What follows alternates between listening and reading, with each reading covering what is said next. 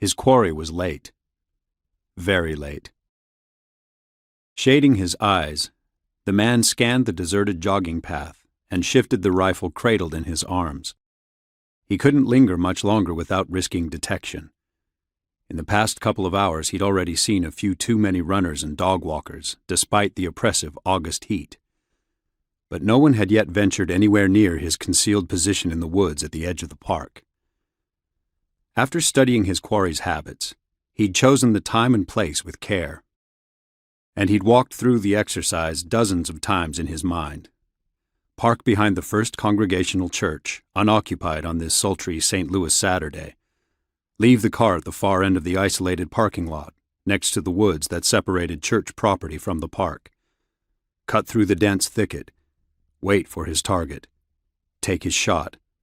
Return to the car, slide the rifle back inside the weed-eater box on the back seat. Drive home. Dispose of the gun.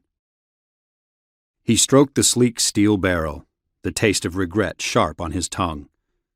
He hated the thought of destroying his favorite hunting rifle, but hanging on to it once this job was finished would be too dangerous. His only consolation was that it would end its life doing God's work.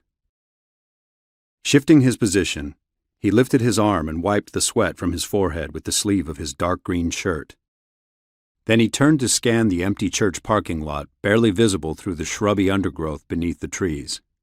He hadn't sought out a house of God as his staging area, but it was fitting.